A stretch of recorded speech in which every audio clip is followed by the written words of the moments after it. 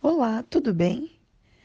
Hoje falaremos sobre o aumento da população carcerária no Brasil com a política de redução da maioridade penal sob o governo de Jair Bolsonaro, nosso candidato à presidência.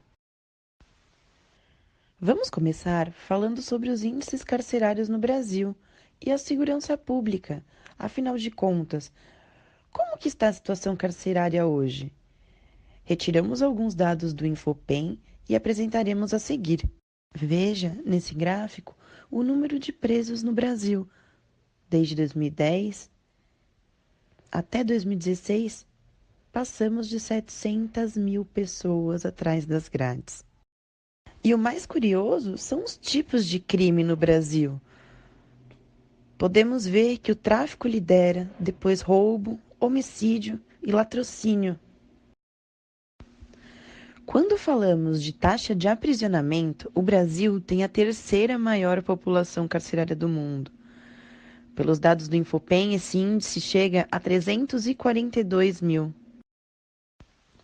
Em segundo lugar, temos a Rússia, com taxa de aprisionamento em 448 mil habitantes.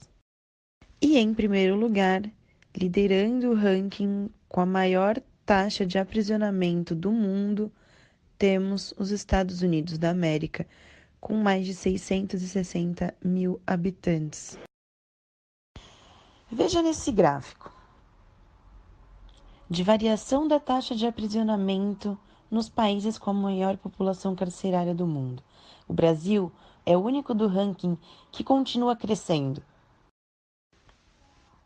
É possível afirmar também que 17% da população carcerária está concentrado no aprisionamento de menores infratores.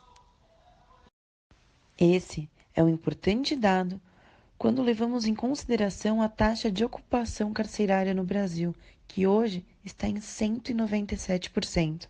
Um preso custa aos cofres públicos aproximadamente R$ 2.500 ao mês e 30 mil ao ano.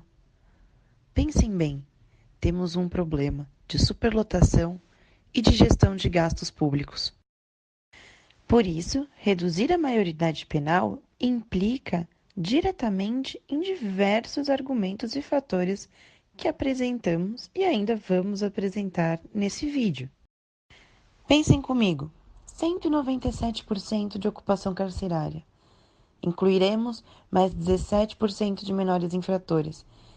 Nossa taxa de ocupação carcerária passaria a 214%. É um grande problema. Professora, e qual é o atual perfil carcerário brasileiro? Ótima pergunta. Vou mostrar um pouco do perfil carcerário no Brasil.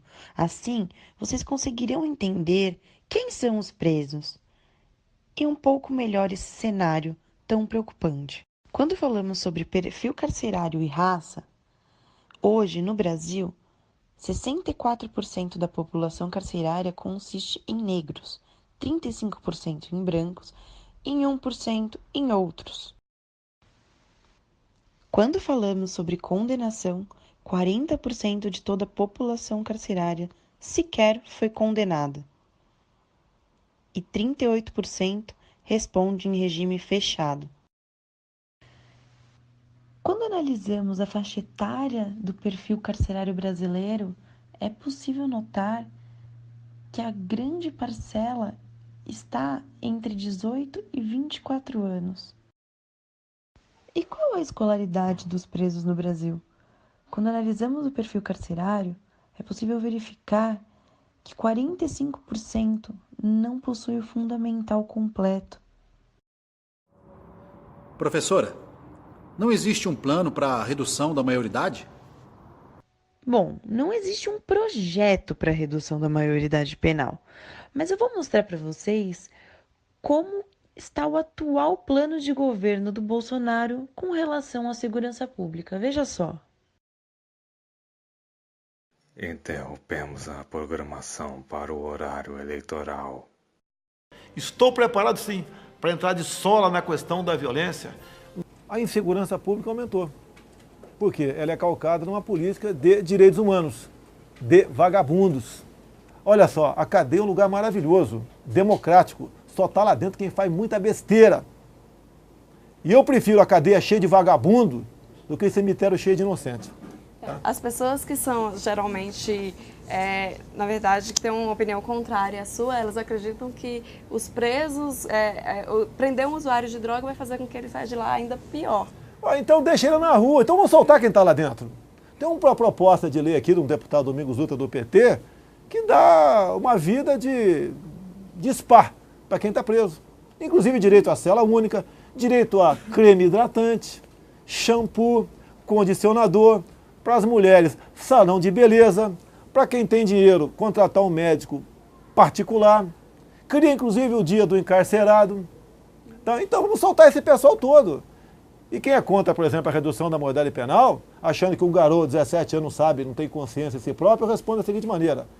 Alguém já viu um menor de 17, 16, 15 ou 12 anos cometendo um crime dentro da favela? Não. Sabe por quê? Lá tem pena de morte. Então ele veio cometer seu crime no asfalto, que está cheio de canalhas para defendê-los, com política de direitos humanos. Por isso a insegurança no nosso país aumenta. Desde quando o Figueiredo, o último presidente militar, deixou a presidência da República. Então o senhor acha que uma saída também para isso seria a redução da maioridade penal para 16 anos, no caso? Olha, eu sou a favor a 14, né? Como, logicamente, não teria a mínima chance de aprovar, eu bati no 16. A proposta mais antiga é minha, 16 anos de idade. Questão do garoto. Nós somos racionais. Você pode ver um cachorro de 3, 6 meses de idade, 1 ano, não morde a gente. Reparou isso aí? Esse garoto, que deve ter em média 10 anos talvez, ele raciocina. Ele, como ser humano, ele avalia riscos. Ele sabe que não tem qualquer punição para ele. Nem será recolhido essas FEBEM, essas Fundação Casa da Vida. Então ele parte para isso, estimulado por outros marginais. Tentamos diminuir a maioridade penal em Brasília para 16 anos, não conseguimos. As cadeias hoje aqui no Brasil, elas já estão superlotadas, né? E reduzindo a maioridade penal para 16 anos e ainda... Olha, eu prefiro as cadeias como lata de sardinha, cheio de canalha e vagabundo lá dentro, do que um cemitério cheio de vítimas desses canalhas. É uma questão de opção. É o leão e o cordeiro, pode escolher quem você quer. Eu não posso precisar os números para você aqui, mas mais de R$1 bilhão por ano são para ONGs. Grande parte dela para defender menores. Se tu botar na cadeia esses menores, que lá é o local deles, este pessoal que tem ONG vai deixar de tê-la, não vai ter recurso. Só que essas ONGs, grande parte delas, são indicações de deputados do PT e PCdoB. Por isso essa onda toda, não a redução. O resto é firula. O moleque sabe o que faz com 16, 17 anos. Pega um garoto de 12 anos agora aqui e fala, fura aquele cara. Ele não fura, você manda, fura, ele não fura. Ele até chora. Por que um 16 vai fazer isso? O dia que eu ver essa molecada aí asfaltando aí livraria, né? Como é que é? A gente vai acreditar que realmente eles estão atrás do saber. Por enquanto, não. Chega no moleque de uma favela aí, olha, miserável vagabundo, tem na favela e tem aqui no asfalto também, tá? Para não chamar de que eu estou contra a pobre aí. Me policiando agora aí. Dá um livro para ele. Fala que ele está errado. Vê o que vai acontecer contigo. Tá? Aí não sabia o que estava fazendo. Está matando porque está com fome. Peraí, mas um cordão de ouro, um tênis. O que se vem fazendo no Brasil nos últimos anos, uma lavagem cerebral. É igual num sinal. Passou a ser direito do cara te pedir alguma coisa e dever você dar. Eu não dou. Uma vez com o filho meu menor, perguntei, né? Vai pedir, olha, eu vou fazer uma pergunta para o moleque, devia ter uns 15 anos de idade. 7 vezes 8. Se fosse petista, ele tinha uma cãibra mental e desmaiava na hora no chão ali, né?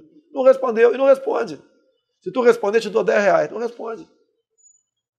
Agora, o PT está 13 anos no governo. Por que não educou essa molecada? Estamos de volta. No plano de governo do Bolsonaro, ele afirma que o extermínio de brasileiros é realizado pelos criminosos e que para reduzir os homicídios, roubos, estupros e outros, a redução da maioridade é uma solução. Veja só. Para a redução da criminalidade, o candidato propõe em seu plano de governo o investimento em Forças Armadas, apoia o regime fechado, índice que vimos há pouco, lembram?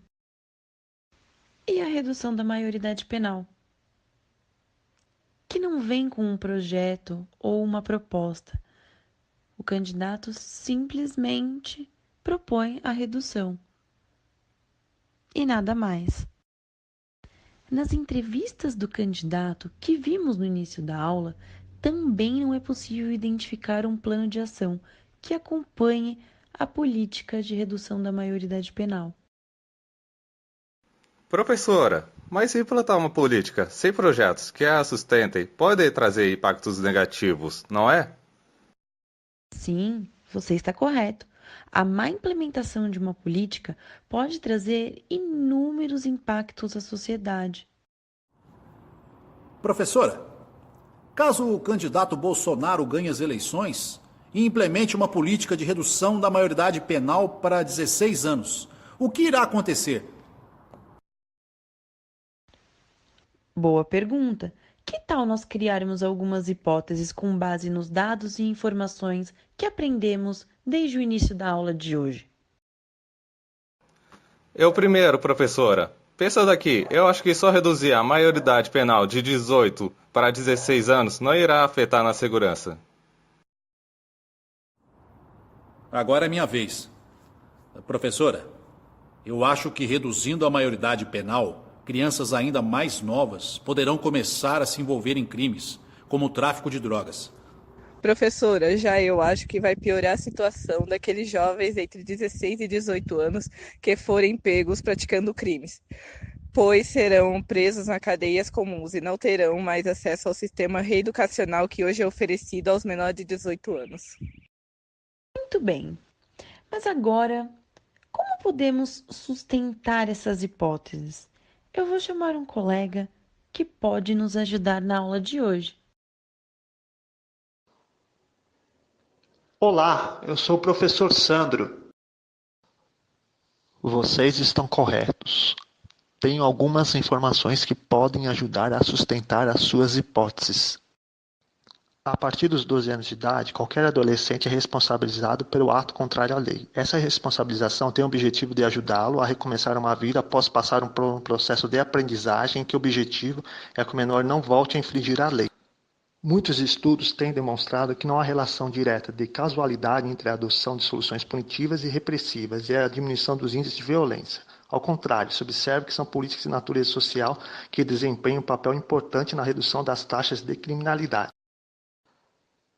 Dados da Unicef revelam a experiência mal-sucedida dos Estados Unidos sobre esse tema. O país aplicou penas mais duras em encarceramento em adolescentes, e foi verificado que esses jovens voltaram a cometer crimes mais graves, acarretando um aumento da violência. A educação é fundamental para qualquer indivíduo se tornar cidadão. Punir jovens com encarceramento é tirar a chance deles se tornarem cidadãos conscientes de direitos e deveres. É assumir a incompetência do Estado em assegurar aos seus cidadãos o direito básico à educação. Por fim, precisamos valorizar o jovem e considerá-los como parceiros na caminhada para a construção de uma sociedade melhor. Alunos, bons estudos! E como relacionar a ética e a redução da maioridade? Vocês já ouviram falar em utilitarismo? Quem leu o texto de hoje? Jeremy Bentham e John Stuart Mill. Ação versus reação, impacto social.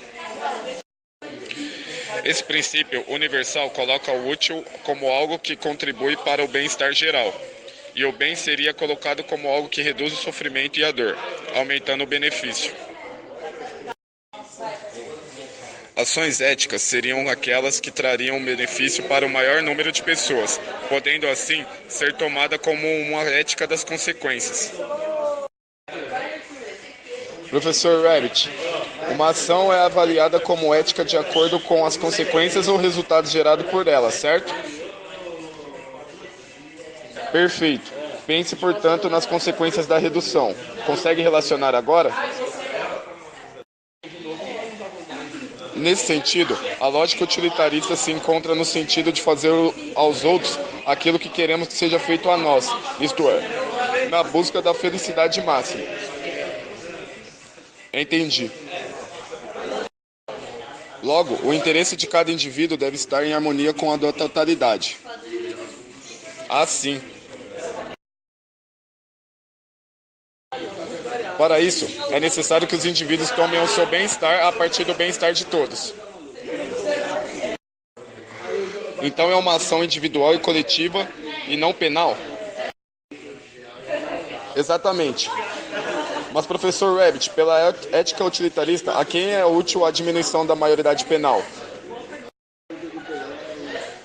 Pensando-se no caso brasileiro, sabe-se que a desigualdade no país expressa-se nas condições de vida precárias e na privação de direitos básicos. Ok. Tal fenômeno contribui diretamente para a individualidade, isto é, o pensamento voltado para a satisfação dos desejos e necessidades individuais. Ok. Enquanto no Brasil, o sujeito de classe social favorecida tem todo o seu desenvolvimento regado de proteção e cuidado,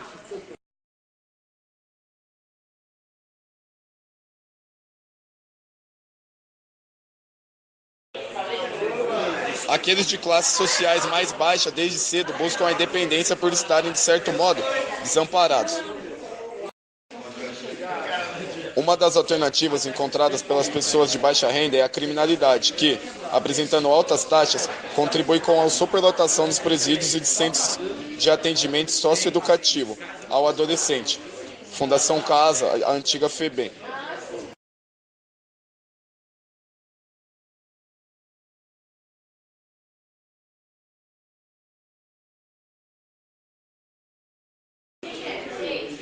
Os jovens de classe social favorecida continuariam tendo regalias em seu julgamento e penalização, enquanto que aqueles menos favorecidos seriam julgados e encaminhados para a Fundação Casa. Ao invés do bem comum e de uma felicidade máxima, como propõe um pensamento de utilitarismo, a diminuição da maioridade penal levaria à continuação de um ciclo vicioso. Então os indivíduos entrariam cada vez mais jovens no mundo do crime. Devido à péssima infraestrutura penitenciária e à fraca política de ressocialização vigente no país, as possibilidades desses jovens alcançarem um pensamento de bem comum coletivo se estreitariam ainda mais. Isto porque somos cidadãos e cidadãs em um país utilitarista, marcado pela desigualdade social, em que se busca a satisfação de desejos e vontades individuais e, para satisfazê-las, hábitos de autoconsciência e autoinspecção para se pensar o bem comum são praticamente inexistentes.